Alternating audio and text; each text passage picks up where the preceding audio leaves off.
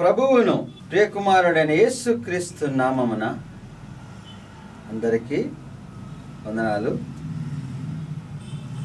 ఈరోజు ధ్యానాంశముగా దేవుడు మనల్ని నడిపించే గొప్ప కార్యాలు ఆయన వాక్యం ద్వారా అందించిన విషయాన్ని మనం యెషయా గ్రంథము 55వ అధ్యాయము 10వ వచనం నుండి మనము ధ్యానించుకుందాం. వర్షమును హిమమును ఆకాశము నుండి వచ్చి అక్కడికి ఏలాగు మరలక భూమిని తడిపి విత్తువానికి విత్తనమును భుజించువానికి ఆహారమును కలుగుటకై అది చిగిర్చి వర్ధిల్లునట్లు చేయును. అలాగే నా నోటి నుండి వచ్చు వచనము ఉండును. నిష్ఫలముగా నా యొద్దకు మరలక అది నాకు అనుకూలమైన దాన్ని నెరవేర్చును. నేను పంపిన కార్యమును సఫలము చేయను. మీరు సంతోషముగా బయలు వెళ్ళుదురు. భూమిపైకి వచ్చిన ఆ వర్షము కానీ హిమము కానీ విత్తువానికి విత్తనమును భుజించిన వానికి ఆహారమును చిగురించి ఫలించే రీతిగా ఇస్తుంది. అంతేకాని మళ్ళీ తిరిగి హిమము గానో వర్షము కానీ అది వచ్చిన చోటికి తిరిగి మరలా వెళ్ళదని వాక్యం చెప్తుంది. ఎందుకని? దేవుని వాక్యము కూడా ఎప్పుడైతే ప్రవచించబడుతుందో ప్రకటించబడుతుందో లేకపోతే విని వారికి విని అది ఫలించే రీతిగా ఉండాలి, ఫలించే రీతిగా ఉంటుందని చెప్తున్నాడు. మరి ఎక్కడి నుంచి వచ్చిందో మనము హిమము కానీ వర్షము కానీ మనము సృష్టించినవి కాదు, అది దేవుని గొప్ప ప్రక్రియ. ఆ రీతిగా వర్షము హిమము వచ్చి ఈ భూమిలో మనుషులు ఆశించిన రీతిగా మరి ఆ విత్తనాలు చల్లినాడు ఫలించే రీతిగా ఉంటుంది. కాబట్టి మీరు నిర్భయంగా వెళ్ళండి, నిర్భయంగా సంతోషంగా ఉండమని వాక్యం చెప్తుంది. దేవుని వాక్యం వినుచున్నామంటే అది ఆ రీతిగా ఫలించే రీతిగా దేవుడు దాన్ని మనకి పంపిస్తున్నాడు. ఈరోజు ఈ వాక్యము నేను చెప్పడానికి మరి తలంపు సమస్తమును దేవుని కృప వలన మాత్రమే.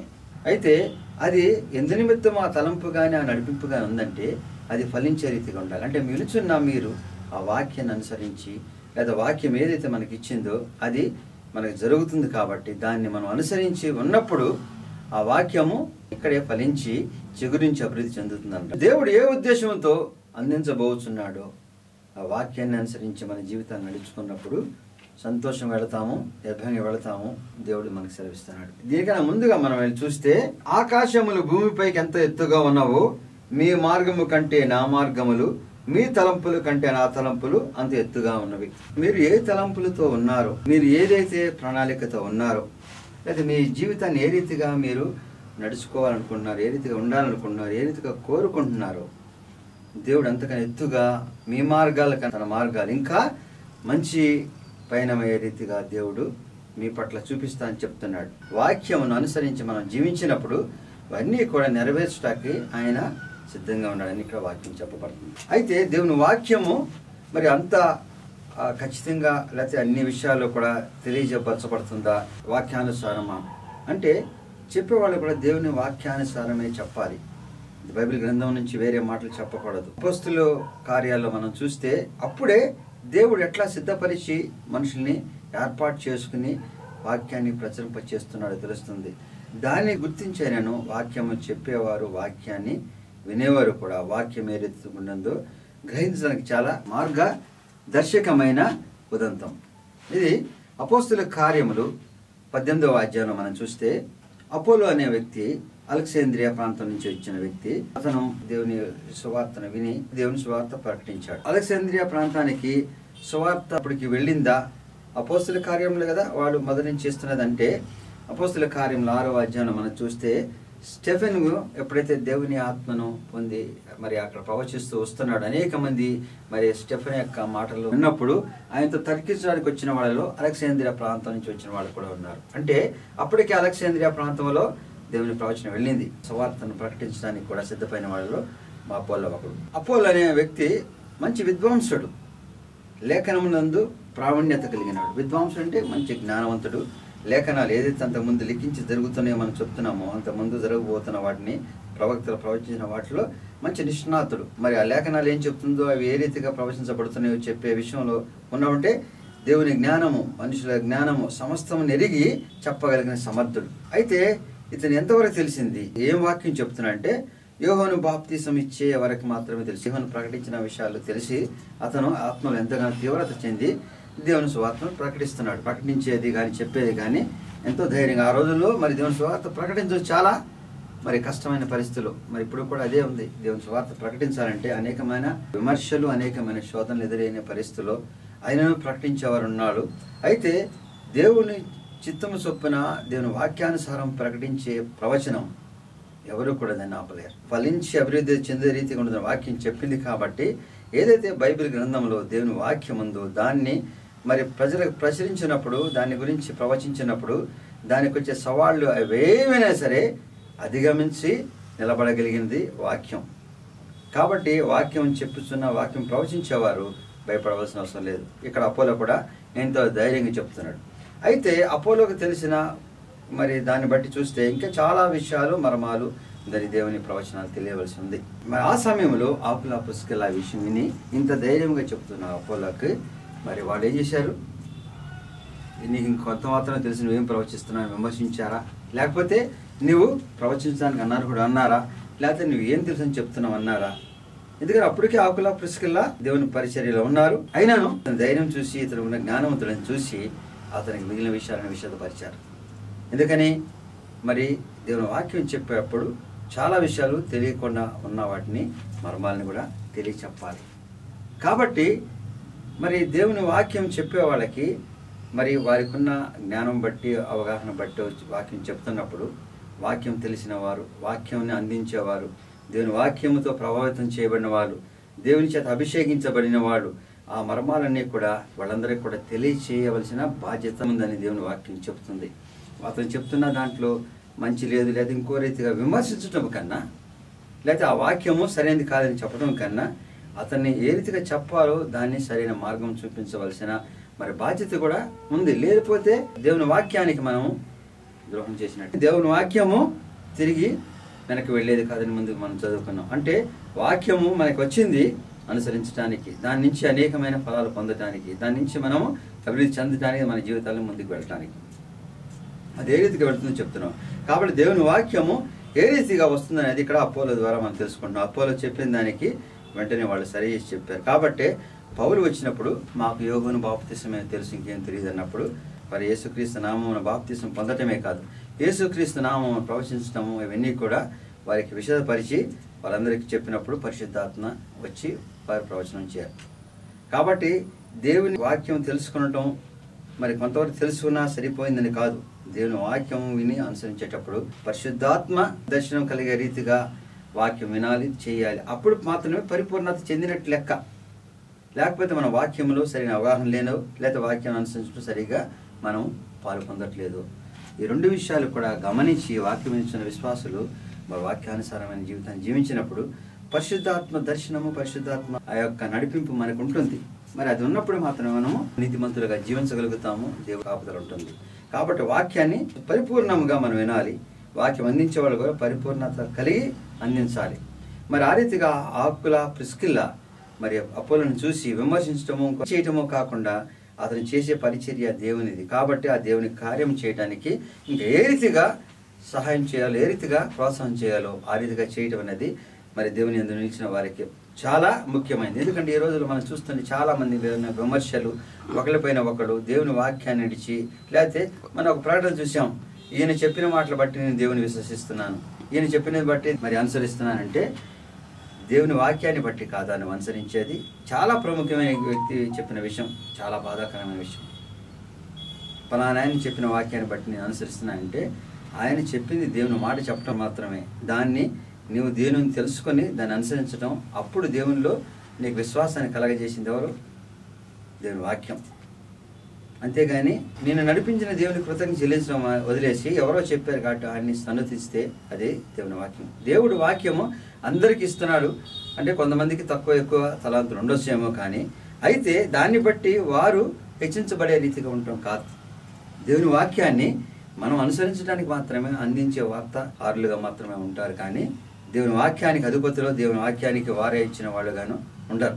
కాబట్టి అటువంటి వ్యాకరణములను కూడా దేవునిలో నడిపించేది ఉండదు. మరి ఆకుల ప్రిస్కిల్లా ఏ రీతిగా అపోలోను మరి దేవుని యొక్క వాక్యం పరిపూర్ణత చెంది ఆ వాక్యం ద్వారా అనేక మంది మార్పు చెందాడు. ఎందుకని ఆయన అక్కడి నుంచి అనేక ప్రదేశాలకు వెళ్ళి దేవుని సువార్తను ప్రకటించాడు. ఆ ప్రకటన అనేక మంది విశ్వసించి దేవునిలో నిలిచారు. కాబట్టి దేవుని వాక్యము విన్న మనం అది మన జీవితాలు ఫలించే రీతిగా ఉండాలి. అయితే ఇక్కడ ఏమని చెప్పారు? నీ తలంపులు నా తలంపులు ఉన్నతమైనవి, ఆకాశము కంటే మరి అంతకన్నా ఎత్తైనవిగా ఉంటేవి మార్గాలని దేవుడు చెప్పాడు. అంటే ఇది ఏ రీతిగా ఉంటుందని మనం ఒకసారి న్యాయాధిపతుల గ్రంథంలో మనం చూస్తే, ఇశ్రాయేలీలు ఐగుప్తు దేశాన్ని నుంచి బానిసత్వం నుంచి కానాను దేశం వచ్చిన తర్వాత మోషే తర్వాత యెహోషువతో నడిపించబడి వచ్చిన తర్వాత మరి వీరికి మరి ప్రవచనాలు చెప్పేందుకు నడిపించిన వారు న్యాయాధిపతులు. ఆ న్యాయాధిపతుల్లో ఆ స్త్రీ న్యాయాధిపతి అనే దెబోరా కూడా ఒక. ఇశ్రాయేల్ ఎప్పటికప్పుడు దేవుని మార్గాన్ని విడిచి చేస్తున్న క్రియలను బట్టి శోధన పడినప్పుడు మరి అనేక సార్లు దేవుడు హెచ్చరించినను వారు దేవుని మాట అనుసరించినప్పుడు వారన్నిటి చేతిలో పడిపోయిన సంఘటనలు ఉన్నాయి. ఆ రీతిగా చూస్తే మనం ఇక్కడ హోసేరీయులు కానాను రాజు అని యాబీని చేతిలోకి వీరిని అప్పగించారు. మరి యాబీనికి సైన్యాధిపతి ఎవరు? సిసేరా. ఆయన చాలా గొప్ప యోధుడు. 900 ఇనప రథాలు ఉన్నవి. ఆ బలవంతుడైన ఆయన కింద వీరు దగ్గర 20 సంవత్సరాలు మరి యొక్క బానిసత్వం మగ్గిపోతూ ఉన్నారు. ఇటువంటి సమయంలో మరి అనేక మంది ప్రార్థన మరి ఆలకించి దేవుడు మరి ఈసారి న్యాయాధిపతిగా ఎవరు పంపించాడు? దెబోరాను పంపించాడు, ఒక స్త్రీని. మరి ఎందుకని ఇశ్రాయేల్ అప్పటి వరకు న్యాయాధిపతులుగా మగవాళ్ళు వచ్చిన స్త్రీ కూడా వచ్చిందంటే, అక్కడ మగవాళ్ళనే కాదు బలవంతులనే కాదు దేవుని ప్రవచించే వాళ్ళు ఏ రీతిగా ఉంటారని చెప్పబడింది. ఎవరిని దేవుడు ఎంచుకున్నాడు అనేది మరి మగ ఆడాలైతే బలవంతులని కాదు. ఆమె ఒక సరవృక్షం కింద కూర్చొని అందరికీ చెప్తూ ఉంటుంది. అయితే వీరి యొక్క విన్నపాలు ఇవన్నీ కూడా దేవుని సన్నిధికి చేరినప్పుడు ఆమె ఏం చెప్తుంది?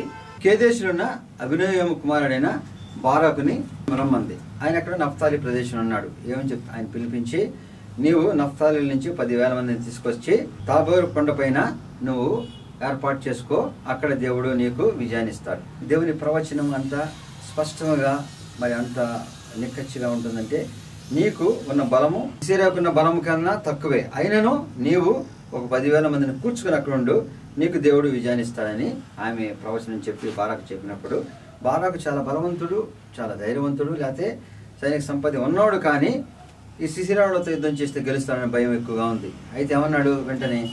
మరి నేను వెళ్తాను, కానీ నీవు కూడా మాతో కూడా రావాలి. అంటే దేవుని ప్రవచనం చెప్పిన నువ్వు కూడా మాతో కూడా ఉంటే మేము యుద్ధం చేస్తాం. దేవుడు నీకు చెప్పాడు నువ్వు వెళ్ళి చేయమని, ఆమెను ఆశ్రయించమని కాదు, ఆశ్రయించాల్సిన దేవుణ్ణి. దీని వలన నువ్వు రక్షింపబడతావు లేకపోతే గెలుస్తావని ఎప్పుడైతే అనుకున్నావో ఆమె తిరిగి మళ్ళీ చెప్పింది, నీ చేతికి అప్పచెప్తానన్న సిసేరాను ఒక స్త్రీకి అప్పచెప్తాను, అయినను మీరు గెలుస్తారు వెళ్ళమని చెప్పింది. అంటే అక్కడ దేవుని యొక్క ప్రవచనం విన్నప్పుడు, దేవుని వాక్యం విన్నప్పుడు, దేవుని మరి బిడ్డలు చెప్పినప్పుడు, ఆదేశించినప్పుడు, దేవుని యొక్క సూచనలు మనకు కనబడినప్పుడు సంశయంతో మనము లోకానుసారమైన బలాన్ని ఎదుగుతాం, లోకానుసారమైన క్రియలను ఎదుగుతాం. ఈ లోకానుసారమైన బలమే మనం గెలిపిస్తుందనుకుంటే దేవుని ప్రార్థిస్తాము, దేవుని సన్నిధిలో ఉంటాము, దేవుని పైన ఆధారపడినట్టు జీవిస్తాం, లేకపోతే ఏ జరిగినా దేవుని మహిమ చెల్లిస్తూ ఉంటాము. కానీ మన మనసులో కానీ మన యొక్క క్రియ ఆలోచనలో కానీ దేనిపైన మన బలాన్ని మనం నమ్ముతాము? మనుషుల బలాన్ని, మనకున్న సంపదను, మనకున్న దాన్ని మాత్రమే జయించగలుగుతుంది అనుకుంటాము. కానీ అక్కడికి వెళ్ళి ఇంతమందితో నువ్వు వెళ్ళినప్పుడు నువ్వు యుద్ధం చేయి గెలుస్తావంటే మరి ఆ దేవుని యొక్క ప్రవచనం వెళ్ళి చేసి ఉంటే ఆయన గెలిచేవాడు. కానీ ఏమనుకున్నాడు? నువ్వు కూడా రా అంటే అక్కడ ఏమైనా పొరపాటు జరిగినా నిన్ను బట్టి బలపరచబడతావు. అంటే విశ్వాసం ఎవరిలో ఉంది? ఈయనలో ఉన్నట్ట లేనట్ట? విశ్వాసం ఇతనికే ఉంటే ఇతనే మరి ఆ ప్రవచనాన్ని బట్టి వెళ్ళేవాడు. ఆమె ఉంటేనే గెలుస్తానంటే నీకు అల్ప విశ్వాసం. కాబట్టి దేవుని ప్రవచనం విన్నప్పుడు, దేవుని సూచన చూసినప్పుడు మనం చేయవలసిన కార్యంలో మనము ఎవరిపైన ఆధారపడాలి? దేవుని అడగాలి. ఎవరిపైన మనం నిలబడాలి? దేవుని మాట పైన నిలబడాలి. దేవా, నువ్వు నన్ను చేయమన్నా కాడి చేస్తున్నా, కాబట్టి ఇది నేను బలహీనో బలవంతున్నో నువ్వు చేయించు, నువ్వు నడిపించు, నీ పైన ఆధారపడి ఉంటాననే విశ్వాసంతో మనం వెళ్ళి మరి దేవుని యొక్క ప్రవచనాన్ని నెరవేర్చే వాళ్ళకి ఉండాలి. కానీ మరి దానికి ఇంకనూ దేవుని సేవకులు అవసరం. దేవుని సేవకులు చాలామంది చెబితే నడుస్తుంది, లేకపోతే నువ్వు ప్రవచించావు కాబట్టి నువ్వు కూడా రమ్మంటే మరి దెబ్బలు యుద్ధం చేసేది కాదు. అయితే దేవుణ్ణి ఆ సమయాన్ని తీసుకొచ్చి పెడుతుంది. అంటే నువ్వు అడిగితే దేవుడు రాడా? నీ పట్ల దేవుడు నడిపించడా? నిన్ను వెళ్ళమన్న దేవుడు నీ వెంట ఉండడా? అటువంటి గొప్ప విషయాన్ని నీకు దేవుడు అప్పచెప్పినప్పుడు నీవు అపనమ్మకంతో, అవిశ్వాసంతో ఎప్పుడైతే ఆశ్రయాన్ని వేరే వాళ్ళకి ఇచ్చావో దేవుడు నీకు ఇవ్వాల్సిన స్థితిని ఇవ్వడు. కాబట్టి దేవుడు మన పట్ల చేయవలసిన కార్యంలో మనకిచ్చిన సూచన బట్టి, మనకిచ్చిన అవకాశాన్ని బట్టి మనము దేవుని విశ్వసించాలి. కానీ మన యొక్క బలాన్ని మనము లేకపోతే ఇతరుల బలాన్ని నమ్మి వారు చేస్తారని ఎప్పుడైతే నువ్వు అనుకున్నావో నువ్వు శోధన పడతావు. ఆమె ఎప్పుడైతే మరి ఆ విషయాన్ని విందో వెంటనే నువ్వు కాదు, ఆ సమయంలో ఇంకో స్త్రీ చంపబడతాడు. మరి ఇంత యుద్ధం ఆమె చేస్తుందని కాదు, ముఖ్యమైనది ఏంటి, అక్కడ సిసోరా ఎప్పుడైతే మరణిస్తాడో ఆ సైన్యం అంతా చనిపోతుంది. సరే, ఇది ఎట్లా జరుగుతుంది? తాబోరు కొండ పైన సమూహాలు ఏర్పడి సిసోరా సైన్యాన్ని తీసుకుని వచ్చాడు. మరి ఇక్కడ బారాక్ కూడా వెళ్ళాడు. యుద్ధం జరుగుతుంది. ఆ యుద్ధంలో మరి సిసోరా క్రమంగా ఓడిపోతున్నప్పుడు ఆ రథాలన్నీ విడిచి పారిపోతున్నాడు. ఎక్కడికి? ఆశ్రయాన్ని కోరుతున్నాడు. ఎవరైతే యాబీను రాజుకి మరి చాలా నమ్మకంగా అంత ముందు ఉన్నారో వాళ్ళ దగ్గరికి వెళ్తున్నాడు. ఎవరి దగ్గరికి వెళ్ళాడు? అక్కడికి కయీనుడైన హేబేరు ఈ హోషే రాజుకి సన్నిహితుడు కాబట్టి ఆ వైపుగా పరిగెత్తున్నాడు. అంటే అక్కడికి వెళ్తే నాకు ఆశ్రయం దొరుకుతుంది, వీళ్ళు వచ్చి నన్ను చంపకముందే మరి హాబీని దగ్గరికి వెళితే అక్కడికి వెళ్ళేసరికి ఎవరున్నారు?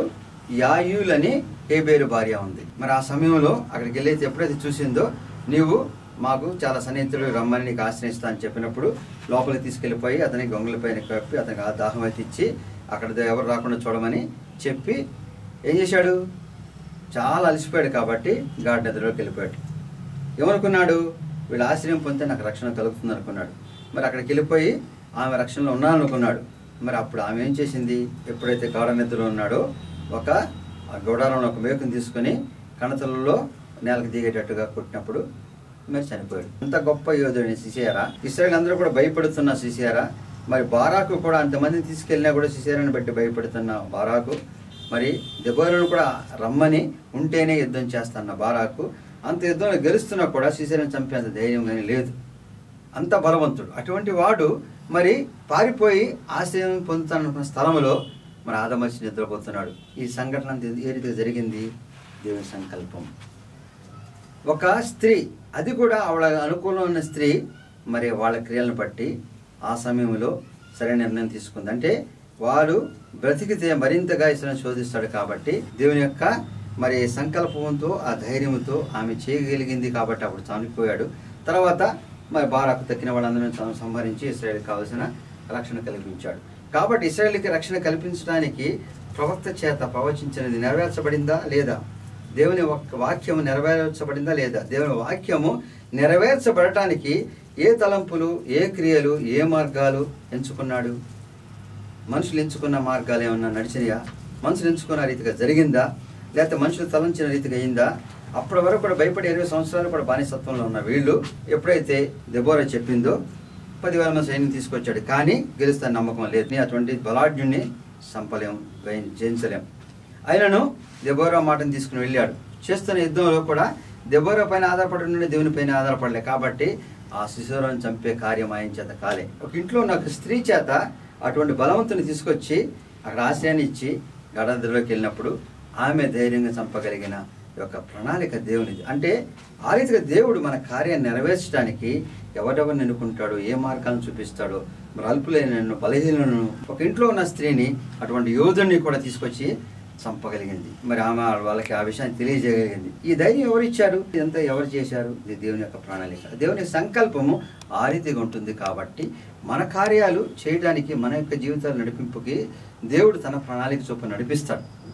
అయితే దేవుని వాక్యం చెప్పిన రీతిగా మనం నడవాలి. దేవుని వాక్యం ఏం చెప్తుందో అది అనుసరించాలి. దేవుని వాక్యము ఎటువంటిదని మనం ముందు చూసాం కదా. మరి అపోలోతో చెప్పబడినప్పుడు ఏదున్నా కూడా సరిచేయబడి మనకు వచ్చి అందించబడింది. కాబట్టి దేవుని వాక్యము, దేవుని ప్రవచనం, దేవుని సూచన విన్న మీరు అది అనుసరించే రీతిగా ఉండాలి. అంతేకాని బారాకు వలె మరి ఇంకాను దేవుని బిడ్డలను ఇంకొన్ని ఆశ్రయించి మీరు వస్తే మేము చేస్తామని అనుకునే అపనమ్మకం, తల్పు విశ్వాసం ఉన్నప్పుడు అది మనం చేయవలసిన కార్యం ఇతరుల చేత దేవుడు చేయిస్తాడు. నువ్వు యోధుడుగా చేయాల్సిన కార్యము ఒక స్త్రీ చేత, ఇంట్లో ఉన్న స్త్రీ చేత దేవుడు చేసి చూపించాడు. కాబట్టి దేవుని కార్యం చేయడానికి నువ్వెంచుకున్న రీతిగా, నువ్వెంచుకున్న మార్గాలుగా, నువ్వెంచుకున్న బలాలతో, నువ్వెంచుకున్న గొప్ప సైన్యంతో కాదు, దేవుని యొక్క మాటతో అనేక క్రియలు జరుగుతున్నాయి. కాబట్టి దేవుని క్రియలు జరిగేటప్పుడు వాటిని చూసి మనము ఆనందించాలి, సంతోషంగా వెళ్ళాలని దేవుని వాక్యం చెప్తుంది. కాబట్టి దేవుని పైన ఆధారపడి దేవుని వాక్యమని అది మనకు వచ్చింది, మనకు వినిపించింది, మనకి నడిపించడానికి. కాబట్టి అది ఫలించే రీతిగా మనలో ఉన్నప్పుడు ఆ ఫలింపులు మన జీవితాల్లో ఉంటాయి. కాబట్టి ఆ రీతిగా మనము దేవుని వాక్యమని, దేవుడు నీతిమత్వంతో నువ్వు నిలిచినప్పుడు నీ కార్యాలను తను చేస్తానని దేవుని వాక్యం మనకు చెప్తుంది. దేవుని కార్యాలు చేయడానికి నీ ఆలోచన, నీ జ్ఞానము, నీ యొక్క సంపద, నీ యొక్క క్రియలు, నీ యొక్క సాహసము ఏవేమీ అక్కడక రావు. అవన్నీ కూడా నీ నుండి నడిపించే దేవుడు నీకు ఎప్పటికప్పుడు సాయం చేస్తూ ఎవరిని ఇవ్వాలో, ఏ రీతిగా నడిపించాలో తన ప్రణాళిక చొప్పున నిన్ను నడిపిస్తూ ఉంటాడు. వెళ్ళవలసిన గమ్యానికి దేవుడు నడిపిస్తాడు. కాబట్టి దేవుని వాక్యము చాలా స్పష్టంగా చెప్తుంది. దాన్ని అనుసరించేటప్పుడు ద్వారా మనము దాన్ని నిక్కచ్చిగా మనం పాటించాలి. దాని నీతిమత్వం ఉండాలి. అది మన కోసమే దేవుడు పంపించిన వాక్యం. కాబట్టి దేవుడు అయితే నీకు ఏదైతే వాక్యం ఇచ్చాడో, నీ తలంపులు నా తలంపులు వంటివి కాదు, నీ ప్రణాళిక నా ప్రణాళిక వంటిది కాదు. నువ్వు నన్ను విశ్వసించి ఉన్నప్పుడు తన ప్రణాళిక చొప్పున దేవుడు చేస్తాననే గొప్ప కార్యాలు మనం చూడాలంటే, మన జీవితాలు నడవాలంటే మనం దేవుని విశ్వసించి ఉండాలి. ఆయన నిన్ను ఎంచుకొని నీతో చేయిస్తానన్నాడు. బారాకు చెప్పాడు.